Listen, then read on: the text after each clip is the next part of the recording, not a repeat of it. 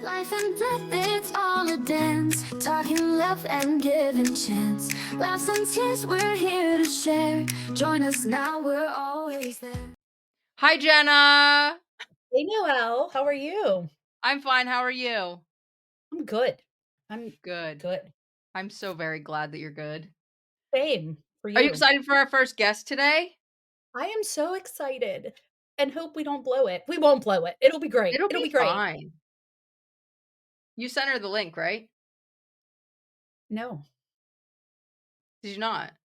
I did not. No, I'm just kidding. I sent it to her. You sent me her email address. Oh, failed already. Super. Just kidding. We're all You good. joker. Such How a was your week? joker. It was good. Really good. How was yours? It was good. What's the weather like out there in good old the United States of America? We're not going to be any more specific than that. It is cold. Like cold, like maybe 20 degrees. It is also cold here. It is raining, which is basically every day in England, so it doesn't really ever That's stop. tough. Hmm. So Sometimes sad. it gets sunny, like 4 days a year, almost, maybe. No, not really. Like, does it rain all day? No. The weather's nice sometimes. It's just when it's bad, it's really bad for like long periods of time, usually. Oh, that's so frustrating. Yeah, I mean, it's not my favorite. Do you have galoshes? Galoshes. What are galoshes? Wait, what are they called? What are they called? What are galoshes? Galoshes. First, I'd like you to define Like, what a galosh is. isn't that like rain boots? Rain Wellies. boots. No, but there is something galoshes. I swear to God. Cathy's I joined swear us. to you there is. I got it. Cathy, have you heard of galoshes? Yes. What are they? What are they? They're just like rubber boots. They're not really, Oh, they're just no, rubber. they're wellies. Hi, So this is Cathy. Noelle. Hi, Noelle. It's nice to meet you. Nice to meet you, too. Thank you. Thanks for joining us as our very first guest. Thank you for having me. This is fun. I'm excited. Hello, how are I'm you? well. How are you? Hey. What was your day like today? Mine? Wonderful. Yes. Oh, it was pretty good. It was a little broken up. It was a little more broken up. I had a little more space today. And hey guys, Good. I'm home alone. There's nobody here. This never happens. I'm so excited. I wasn't sure when this was going to happen. I didn't know. So it's actually so fortuitous. When you said, Genna, when you said it was going to be 4:00, I'm like, yes, I don't think anybody will be here. Did you just hear that she used the word fortuitous? I've never used that, but I think I'm going to start using it. What? I was going to also bring up the big vocab word. It's a really good word. What word? Can we look up what it means? Fortuitous. Fortuitous. Yeah, I love it. Fortuitous. With galoshes and wellies. Fortuitous just means like it was fortunate. Like if somebody moves out of line and you get to go right to the cashier, that's fortuitous. Like fortune. I cannot wait to start using that word. Thank you for being our first guest. Thank you. That's so exciting for you to be our first guest. What an honor for you. What an honor. Did you like Only Murders in the Building? Oh, it's so good. Oh, you love it, Noelle? My favorite character, Genna knows this, is Martin Short. Absolutely amazing. Love Martin Short. He's my spirit animal in the Hollywood world. If he's listening to this podcast, Martin Short, come and train with me, Uplift. I can't wait. Yes, poor Martin is going to be listening. Absolutely. I'm calling out Martin Short for a workout. Yeah. You know who else I love is Jeff Goldblum. I'm just bringing him into the conversation because I really like him. And he's a Pittsburgher. Did you know that? Correct, he is. Yes, he is. I didn't know that. He's a Pittsburgher. Wow, yes. He's one of our claims of fame, him and Michael Keaton. Michael Keaton. Yes. Yes. Joe's mom went to school with Michael Keaton. Actually went to high school with him. Yes. You're basically best friends with Michael Keaton. We are basically best friends with Michael Keaton. Wow. Bring him on. Bring him on. Michael Keaton, if you're out there. Michael. I'm getting celebrities in for you, Noelle. Yes. Okay. Yes. I would really like Jeff Goldblum. I just love the way the man like talks. He just doesn't care. He acts like whatever. I just love him. So Cathy, tell us what you do. Oh, what do I do? Oh, well, Genna, I am a strength coach and a personal trainer and a yoga teacher, and I just opened up my own studio gym in right here in Pittsburgh. So yes, I opened up last week in the spirit of gratitude, the week of Thanksgiving. I opened my doors. Oh, I didn't even put that Yes, together, but that was actually that amazing. was the reason why I wanted to be I was in a very big posture of gratitude and so I thought, well, what better to do this than for Thanksgiving? So I love that. that's good. That's Thank you. amazing. Thank you very much. Congratulations. Thank you. So it's been going very well. I'm getting new clients and well, Genna can tell you how frustrating technology can be as a small business owner. When you have limited resources and you have to kind of play all the roles and wear all the hats. And there's a lot of time involved on the back end of everything. So not just aside from client facing things, but all the back end things that I struggle with and the time that it takes to get those things done, especially when you're not an expert. You know, I'm great at training people. That I'm living in my gifts as a personal trainer, but my gifts are not technology. So Mine are not. I went to the wrong link today, so that tells you something. I literally I couldn't even click the right link to get in. I've decided I just spend too So much time. I'm too I want everything to be perfect. Have some slight perfectionism and small things that and they keep me from moving ahead. It seems like a snail's pace that I'm trying to move forward. So, but I love what I'm doing. I love the new space. Genna loves the new space. We're bumping at 6 a.m., 5:30 a.m., 6:30 a.m. Yeah, the morning crew's great. So it's been off to a good start. I'm very thankful. do you wanna talk a bit about your journey to what's the word I'm looking for, Nemo? Kathy's the one with all the good words. Um, Getting let's to the see. now, getting to here in this moment, my journey to here. Yes. Oh, well, thanks. Okay. Yeah, my journey to here. Wow. Well, I think we have to rewind all the way back pretty much to high school. That's kind of when that seed was planted. I started working out with my uncle had a girlfriend who was a power lifter. And she didn't start lifting until she was in her 40s. And she was this tiny little lady and she was a badass. And she would go to these powerlifting competitions and outlift women that were bigger and looked stronger. She was just great. And I started training with her. She had a basement gym and she still does. As a matter of fact, her name is Barbara Falconio, Falconio's Gym in Allentown, New Jersey. That's where I grew up. And I remember being a high school young lady and I was introduced to fitness for the first time, real fitness. We all know Jane Fonda and dancing around that. But this was the first time that I was introduced to weight training and a woman was teaching me and it was I caught the bug. It was very, very enlightening to me, even as a 16-year-old. And I started to get big dreams. Like I wanted to be a bodybuilder. I wanted to do all these things. So life is moving forward. I went to school I actually have a degree in mathematics. It's not related to anything that I do at all today. I went to college, we had to find ourselves, went on this long journey. And always was in the back of my mind. I was always involved in something. I ran track in high school and I always ran. But I didn't really get back to the gym quite until I was, sometime in my late 30s. But I was always active. I was always doing yoga or doing some kind of fitness class or trying to be involved in some way until Beachbody came around. A friend of mine who has a highly impacted daughter started coaching Beachbody, and she said, will you please do this with me? And I'm like, sure. And caught that bug again. And at that point in my life, I was had 5 children already and twice divorced, and was like, okay, I want to get back into fitness. And it was the fitness that actually helped me through the most difficult parts of my life. But I very quickly outgrew those kind of do-it-yourself at home programs, and I sought out a gym for myself. And from there, I knew that I wanted to coach. I always wanted to teach. I tried teaching in a school system. I really didn't care for that. I felt like the interactions I could have with middle and high school kids were inauthentic. You had to be had to be in a box in school. And the kids felt that too. And I didn't really care for that. And I wanted to do something more. Fitness was always like my big thing. So I was like, why don't I just coach? It's the same thing as teaching.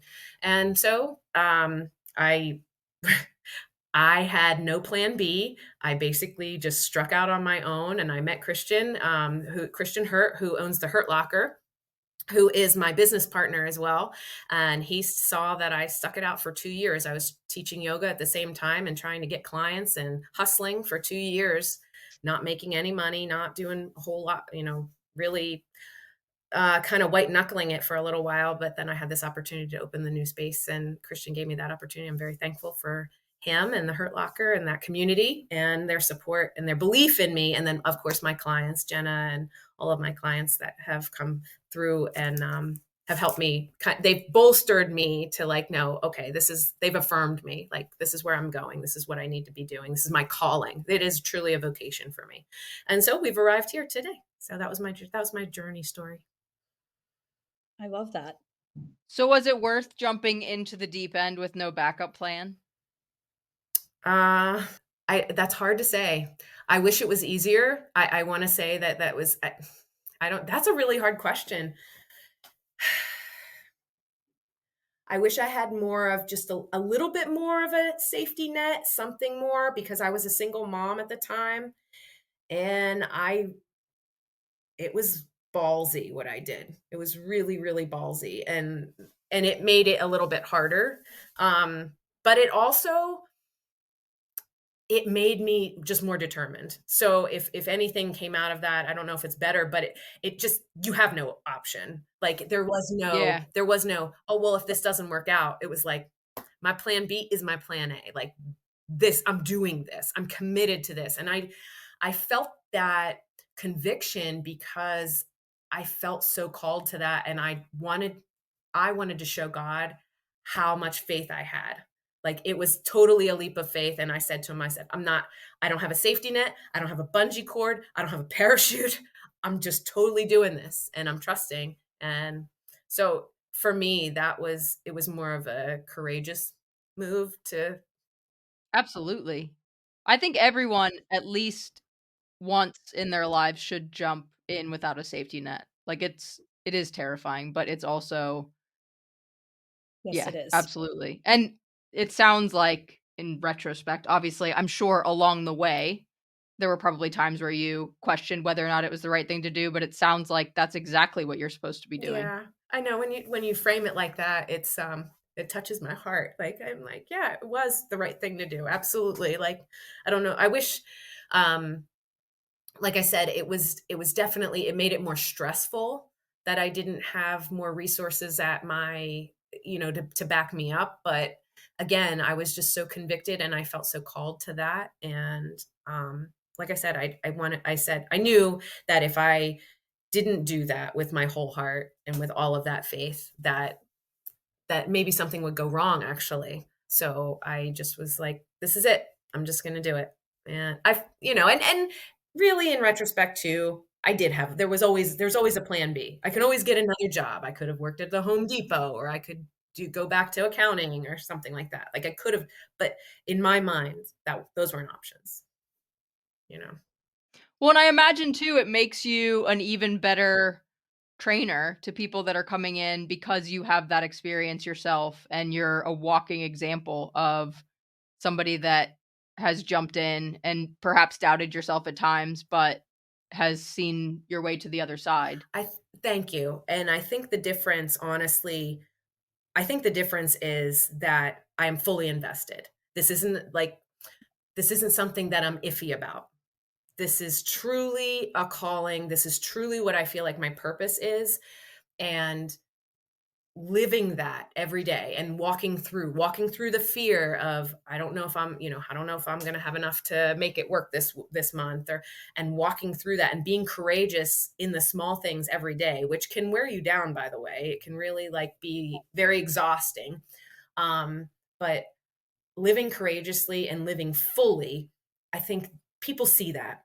There's an authenticity there that they see, and they see that grit, because what I do in the gym and strength training, it really informs and helps build that mental stamina that I need to do those things. And people, when they come into the gym, and they, I see people from all different ages, all different backgrounds. They're all going through something. We're all going through different things in our lives. Genna is, for example, she's starting her own business, and we're kind of actually, we met and paralleled immensely, because we were like, well, you're here and I'm here. Oh, we're doing this. We're starting something new, and so am I. And we don't know what we're doing, and it's a shared experience. And it's been really great to share that with other people. And I mean, my clients inspire me, and I hope that in some small way I can inspire them. But that mental stamina, the discipline of training and the discipline of caring for yourself is so important, especially when you're doing hard things. It's so interesting that you say that you feel like you are called to do this, and this is like what you're supposed to be doing. Because Genna, I think you and I both have said the perspectives that we're coming from, even just for this podcast, and the route that you're taking and the path that you're on now, Jen, and my writing.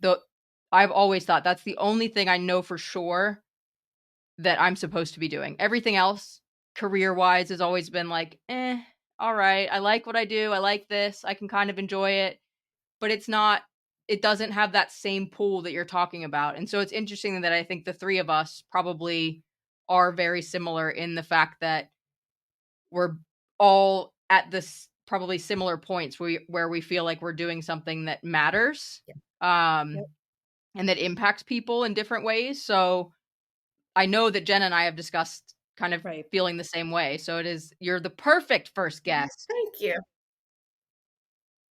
Whenever you're passionate about what you're doing and you're in it for the right reasons, not just a job, you're doing it. And I actually, like when you were talking about just jumping in, I feel like that becomes the passion. If you don't have that level of passion for something, I think it would make it so much more difficult to stick through the downs. And like whenever you're not making the money, how do you stay with that unless you know that is what you were put on this earth to do? Right. And that's that faith component. And when Noelle, that was so well said, when you were talking about how nothing really mattered, it was, you were always felt called to writing and things like that. And Genna, you always felt called to coaching and helping other people through their own issues, especially relationally. And I call that living in your gifts, right? We all have a gift. And we can have many gifts, right, throughout our lifetime. I arrived at this gift in my late 40s. Like I really found this for myself. It took me a long journey. I was a stay-at-home mom for a while. I worked out in the field, and through a series of relationship breakups and things like that, I found myself, kind of having this like mundane living existence. There's got to be something more out there. And I knew when I went to the gym and I was working with people, I was like, this is great, man. Why am I not doing this? Why aren't I just doing this for a living? And so when I did, I was just like, that's it. But it didn't occur to me until I was doing those things and starting to pursue those goals, like learning how to be a yoga teacher, learning how to coach, trying to get as much experience as I could. That learning time, that's when that's when the epiphany of these are my gifts. These are the things that this is my calling now, and I'm responsible for that. And I feel personally responsible if I've been given a gift and I believe God gave me that, then I feel called to, okay, now I can't just hide it or run away from it. No, I'm called to expand that and reflect that light out into the world. And you do that, Noelle, through your writing and through your podcasts. And I was checking out your Instagram page and through helping others through periods of grief. And it's such an immense service. And it's really, truly being human. Right. Yeah. I think that's a level of living that's deeper. Definitely. Like, I love that you think, I'm going to say this and it's not going to be a big words because I can't come up with the big word that I want to use. Just the little ones, Jen. I have to use little ones. I love that you think so much and so deeply into the things that you're doing. And I think that shows when you're working, when you're helping people, it's not fake. None of it is ever fake. It shows that it's truly within you and it's your passion. And there's never anybody that could question that with you. And I just think that's fantastic. And I think that's why people want to stay with you or anyone in a field that, I mean, you know the difference between somebody who's just doing it to do it and somebody who truly loves what they're doing. Yes. It's just a different feeling, I think. No, and thank you very much. Thank you for recognizing that and seeing that. I've always been a deep thinker. I've always kind of lived in the deep. That's these deep conversations. I could have them every day, all day. So, Yep. but yes, when things mean something, when you're passionate about it, that comes through, right? In your just it uh other people receive that passion, in a way through you. It emits from you, you emit that. So whenever you were back after your relationships ended, Mhm. could you ever have imagined at that point that you would be where you are Oh, today? absolutely not. Absolutely not. If you had told me 2 years ago that I would be in a sublessee in a space for myself where I have the space from 5:30 AM to 1:30 PM. Sometimes I can push it till 2:30 PM. Um, but and then still be able to do things in the afternoon and evening and, getting my own business, having a website, I would have been like, "What?" I would have been, and that's just 2 years ago. If you had asked me 5 years ago, I would have been like, "No, that are I think you have the wrong Cathy." Like, no, it's totally. Whenever you get down on yourself, is that something that you can bring up and remember and remind yourself how far you've come? Yes, and that is, and I would encourage anyone that's listening that's going through anything, not just even a career change, but taking that time to zoom out on your life and that perspective taking. Where were you last year? Where were you 2 years ago? Where were you 5 years ago? And then seeing how far you've come. I'm a goal setter and I'm always looking for the next thing, right? Oh, I want to, okay, now my next thing is I'm going to have my own space, and I'm going to have a whole complex. I have a big dream and big goal. So sometimes when we're chasing that, we get so focused about the road way out in front of us that it is important to actually kind of pause, pull over to the side of the road, and go and just look over your shoulder at where you've come from. And that does absolutely, Genna, that really does help me when I am gonna down on myself, or I don't know if it's gonna work, or I don't give myself, I'm not very good at giving myself credit or giving myself grace. And so when those days of being courageous feel very hard and very heavy, then it is, and I have great people in my life to remind me, my boyfriend Joe, and my business mentor Amanda, and my therapists and things like that. They're like, "Do you remember where you started? Like that was only a couple years ago." Like, so, Right. and it does. It's kind of like, "Oh yeah, yeah, yes, you're right. I have done a lot. And Yeah, that's, things have changed." Except for technology. Darn technology. well, let's not even go there. I feel like it's the worst thing on earth. I just can't. I cannot. And I'm always just like, this isn't what I'm doing. Like, this isn't what I want to be doing. I want to be coaching people and like not behind a screen. But Noelle is much better with the technology stuff. I don't know about that, but I try to fake it. She is like the go-to video maker also. Like any like video, she helped me make a video for my dad for his 80th birthday. Oh, yeah. Never, ever. I couldn't even like speak in the video, let alone even considered like putting this together. And she did a fantastic job. And it's something I'll always have to remind me of my dad. And it was just the best thing ever. Oh, See? That's you living in your gifts, Noelle, and you used your gifts.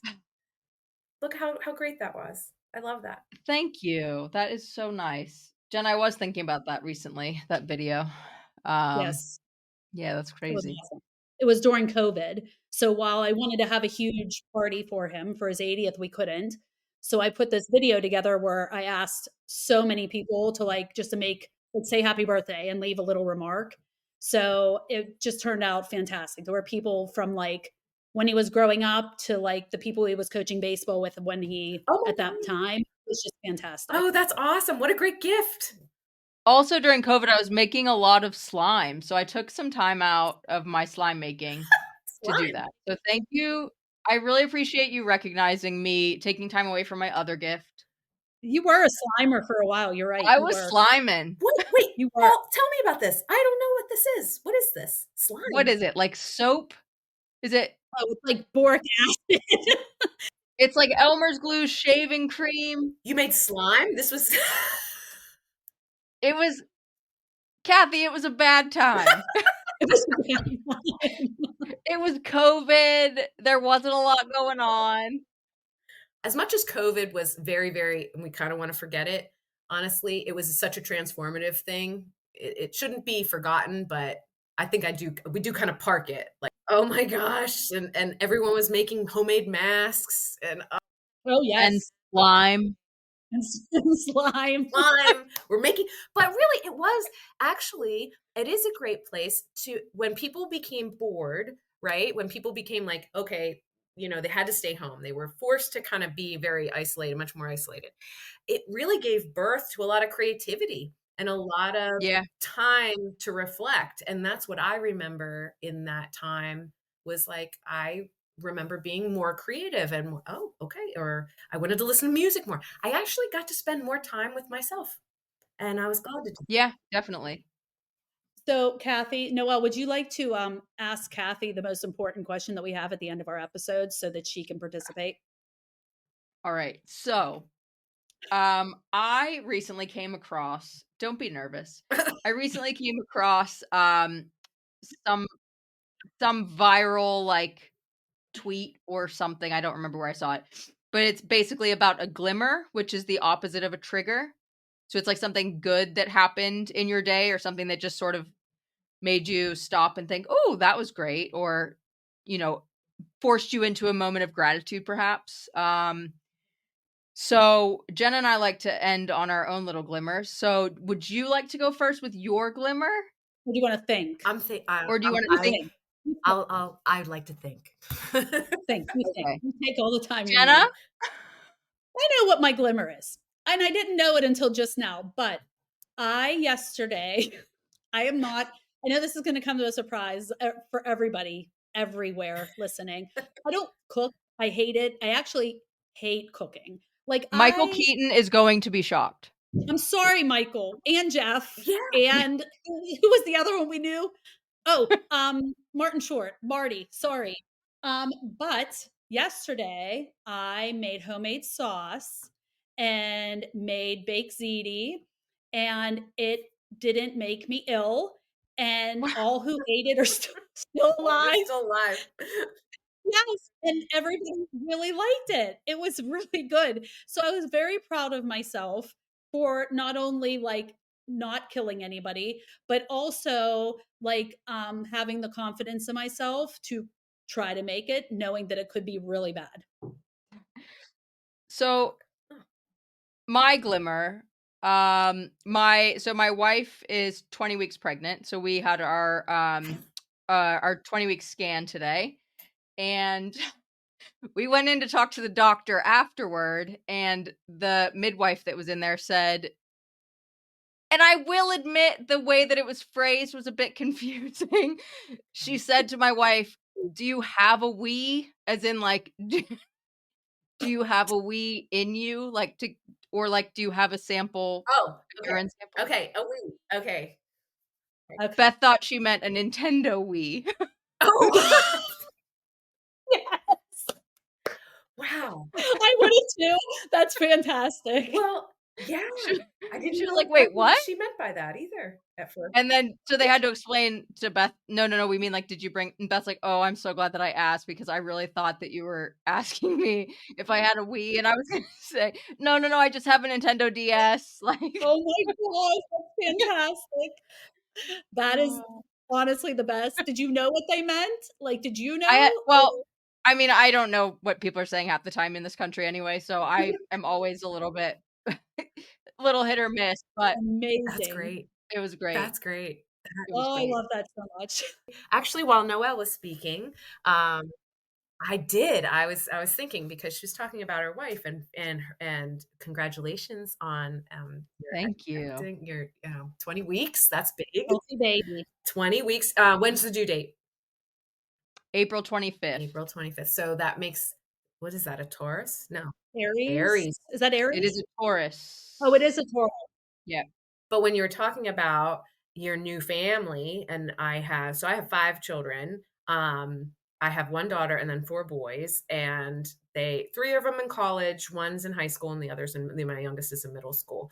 And they came over. So my glimmer is they came over this past weekend, and not because of obviously their age, their ages and everything, and just everyone's busy now. It's sometimes not, we don't usually have all 5 in the home together. And we not only did we have all 5 in the home, but we had family game night, and it was I didn't even have to be involved in the games. I was just kind of around. Like, I was involved in some games, but then I was just kind of like relaxing on the couch and listening to the banter that was going on in the other room with all of my children, and just how much they enjoy being around each other. Jenna, I think I was telling you about this earlier. And I remember sitting there next to my boyfriend Joe and saying, this is probably one of the best moments. It was a moment of motherhood that I had never experienced before, because it was just like, I was so immensely grateful, rather, in that moment, that that they were so interactive and engaging, and I could hear them laughing, and nothing was forced, and it was just so organic, and it was just wonderful. And when you get that cohesion of your family, and your kids are really enjoying each other's company, I think that's an amazing thing. I think it's great. I mean, I make ziti though, so What? It doesn't beat my baked ziti, but I guess ziti is the best. I'll make ziti the next time that the kids are all over playing games. I will make baked ziti for them. Well, Cathy, you're the best. Yes, thank you so much. This was so fun meeting you, Noelle. You too. Well, if you have Martin Short, if you're listening, go to my website, upliftstrong.com, and sign up for a workout. And I want to see you in my studio. I would love to work out. Well, you're welcome here anytime between your busy schedule, because you were fantastic. Oh, thank you guys. You guys are both fantastic. This has been an amazing experience, and just like real organic. Like, I felt so comfortable the whole time. That's us. It is. We are so organic. Super organic. So organic. I'm like a hippie. You'll find me in the produce section. To learn more about Cathy and her gym, head to her Instagram page at uplift_strong or visit her website at upliftstrong.com.